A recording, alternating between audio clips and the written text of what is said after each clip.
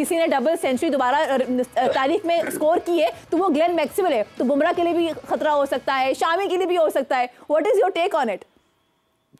देखिए, जब Glenn Maxwell batting के लिए आते हैं, वो उस वक्त जो बुमराह और शामी हैं वो निस्बतन और किस्म की बॉलिंग कर रहे होते हैं।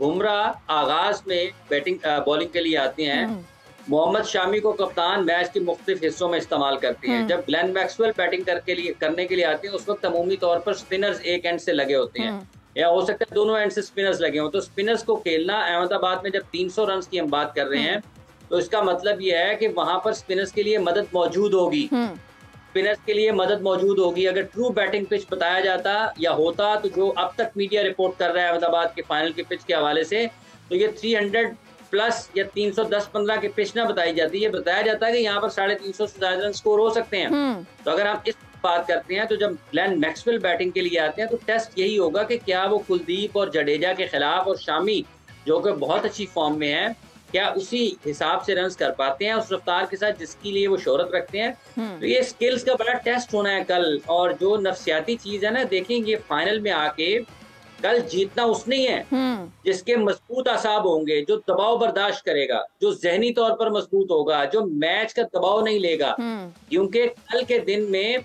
बर वक्त और बेहतर फैसले कप्तानों के, खिलाड़ियों के बहुत अहम किरदार अदा करेंगे।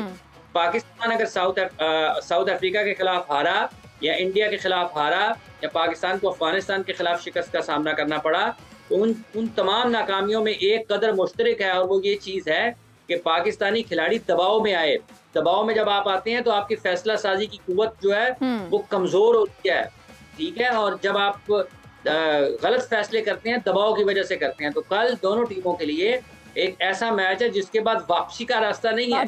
तो जो बेहतर मजबूत आसाब का मुजाहरा करेंगे, अपने असाब पर काबू रखेंगे, हावी नहीं होने देंगे दबाव को, बल्कि दबाव का मुकाबला करेंगे, उन्हीं खिलाड़ियों ने ज्यादा बेहतर परफॉर्म करना है। और ये दोनों टीमों के खिलाड़ी मेंटली बहुत टफ हैं। देखिए, ऑस्ट्रेलिया वो ना हो, लेकिन वो चैंपियंस की एक सोच है उनके पास, और वो उसका मुजाहरा करते हैं अमली तौर पर। इंडिया जिस तरह की क्रिकेट खेल के आ रहा है ना, जब आप सबको हरा कर आते हैं, तो इसका मतलब ये है कि आपका कॉन्फिडेंस बड़े डिफरेंट लेवल के ऊपर होता है। तो ये एक अच्छी क्रिकेट की तवक्को की जा सकती है, क्योंकि दोनों टीमों के पास ऑस्ट्रेलिया की भी जो फास्ट बॉलिंग है, वो हल्की सी अगर मदद हुई ना पिच पे, तो वो इतना आसान नहीं होगा उनको भी खेलना। वो भी बहुत मुश्किलात पैदा कर सकते हैं।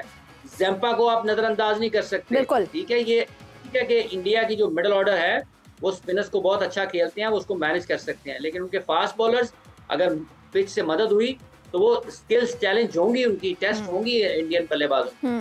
अच्छा, जहां बात हो रही है नॉकआउट्स के हवाले से भी, तो हम जानते हैं कि 3 टाइम्स ये लोग नॉकआउट में आमने सामने आए हैं। 2011, 2015, 2003 में तो खैर हद ही हो गई थी क्योंकि फाइनल्स में खेल लिया था, ऑस्ट्रेलिया ने विन किया। लेकिन हमने आज देखी प्रेस कॉन्फ्रेंस पैट क्यूमिंस की, बड़ी खूबसूरती से ना, बड़े स्मार्टली उन्होंने एक बात की। उन्होंने कहा, देखिए जी, कल बिजनेस टाइकॉन्स भी होंगे, भारत के सेलिब्रिटीज भी होंगे, and what not, you can expect, यानी it's going to be totally one sided crowd, blue jerseys होंगी, नॉइज होगी, हूटिंग हो रही होगी, वी कांट इग्नोर दैट। लेकिन इन सब में जो खूबसूरत बात है वो ये कि जब छक्के लगेंगे मैक्सवेल की साइड से, या टीम ऑस्ट्रेलिया की साइड से, या विकेट्स गिरेंगी टीम इंडिया की साइड से, तो जो खामोशी होगी ना, वो एक सेटिस्फाइंग फैक्टर है। तो मुझे तो ये बड़ी खूबसूरत बात लगी। How do you take his press conference statement?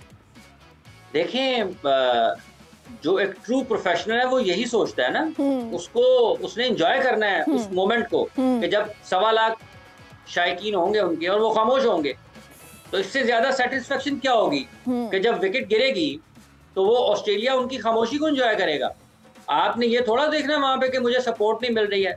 एक आपको सोच नजर आई थी पाकिस्तान की, जिसमें मिकी आर्थर ने कहा था, और एक ये सोच है जो एक चैंपियन की सोच है, ट्रू प्रोफेशनल की सोच है। उसने ये नहीं कहा कि मुझे वहां पे लोग नहीं होंगे तो मेरी कारकर्दगी मुतासिर होगी। उसने कहा कि मैं उनकी खामोशी से लुत्फअंदोज होऊंगा, हम उनकी खामोशी से मजा लेंगे। वो खामोश होंगे तो हमें उससे लुत्फ महसूस होगा, हम उसको एंजॉय करेंगे। तो ये प्रोफेशनल की सोच है ना, कि अगर आप छक्के लगेंगे डेविड वार्नर की, और अगर हेड खेलते हैं या मिच मार्श आते हैं, जो भी उनकी बैटिंग है, ठीक है, जब वो रन्स कर रहे होंगे स्टेडियम में खामोशी होगी, तो ऑस्ट्रेलिया उसको एंजॉय करेगा, क्योंकि वो तो उनकी एक फतह ये होगी ना कि उन्होंने 1.25 लाख 1.5 लाख बंदे को खामोश करा दिया है, विकेट लेकर 1.25 लाख 1.5 लाख बंदे को खामोश कर दिया है। तो ये ट्रू प्रोफेशनल की सोच है। अच्छा, एक और चीज भी है, हमने देखा जहां डेविड वार्नर की बात हो रही है, मिचेल मार्श की बैटिंग की बात हो रही है, ग्लेन मैक्सवेल के बारे में बात हो रही है, ट्रेविस हेड के बारे में, जहां बैटिंग ऑर्डर इंडिया का स्ट्रांग है, उतना ही स्ट्रांग है ये टीम ऑस्ट्रेलिया का भी। तो व्हाट डू यू थिंक, कल हमें आपने जिक्र किया कि पिच इस तरह से है कि शायद 325 हम देख पाएं टोटल रन्स ऑन बोर्ड, लेकिन दोनों कमाल खेलते हैं। अगर कल वाकई दोनों अपनी फॉर्म्स में हुए तो बहुत ही मुश्किल होगा, एंजॉयबल होगा ना बैटिंग ऑर्डर की परफॉर्मेंस देखना। देखिए, जो ऑस्ट्रेलिया की बैटिंग है ना, वो उतनी ज्यादा उसमें आपको जान नजर नहीं आती। ऑस्ट्रेलिया की बैटिंग को इश्यूज हैं, उनके बिलखुसूस 2-3 टॉप प्लेयर्स अच्छी फॉर्म में नहीं है, और इस टीम में आपको कुछ इश्यूज बैटिंग में नजर आते हैं, और यही वो एक अच्छी जगह है, ये वो एक जगह है इंडिया के नुक्ता नजर से जिससे वो फायदा उठा सकते हैं। देखिए, मार्कस लबुशेन है, स्टीव स्मिथ हैं, उनकी फॉर्म बहुत अच्छी नहीं चल रही है। ऑस्ट्रेलिया को एक फायदा जरूर है कि वो मेंटली बहुत टफ है, और उन्होंने बहुत से कई मैचेस बिल्कुल ऐसी जगह से जीते हैं जहां पर लग रहा था कि वो हार जाएंगे। उनको उनकी बैटिंग उतनी ज्यादा अच्छी नहीं है इस वर्ल्ड कप में। हमने डेविड वार्नर की सेंचुरी भी देखी है, हमने मैक्सवेल की डबल सेंचुरी भी देखी है, we have seen Mitchell playing his best also. हाँ, भारत के आगे उन्हें कुछ हो जाता है, ये हमने देखा है। मिस ब्लोच, देखें, बात यह है कि वो ठीक है कि उन्होंने रन्स किए हैं, जीते हैं, अच्छी परफॉर्मेंसेस के बाद ही फाइनल में पहुंचे हैं ना। लेकिन जब आप ऑपोजिशन को देखते हैं ना कि ऑपोजिशन के पास क्या है, इंडिया के पास क्या है। अब कुलदीप यादव का और रविंद्र जडेजा का मुकाबला आप किसी दुनिया के और स्पिनर्स के साथ तो नहीं कर सकते ना। जडेजा बहुत तजर्बाकार हैं, कुलदीप बहुत एक्यूरेट है, बहुत स्मार्ट, मेंटली बहुत वो स्मार्ट है, वो बड़े अच्छे तरीके से अपनी वेरिएशंस को इस्तेमाल करते हैं।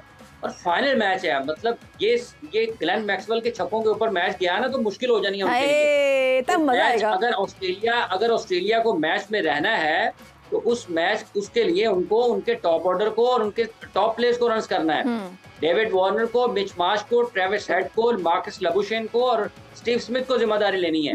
ये जो बड़े मैचेस होते हैं, इसमें पावर हिटर्स के लिए बहुत मुश्किल होता है कि वो मैच को बदल दें लंबी इनिंग्स के जरिए। मुश्किल होता है। इसलिए ये रन्स ऊपर से होंगे तो मुश्किलात होंगी इंडिया के लिए, और ऑस्ट्रेलिया के लिए तो थोड़ा सा जगह निकलेगी।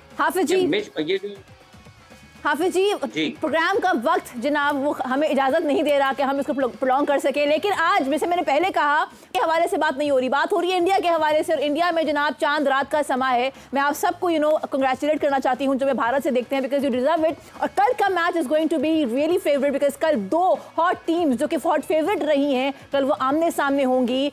जो पूरा स्टेडियम है वो भरा हुआ होगा। It's going to be one exciting match that we are going to witness. This is me Sara Baloch signing, और इंशाल्लाह कल मिलते हैं। जाते जाते पाकिस्तान जिंदाबाद।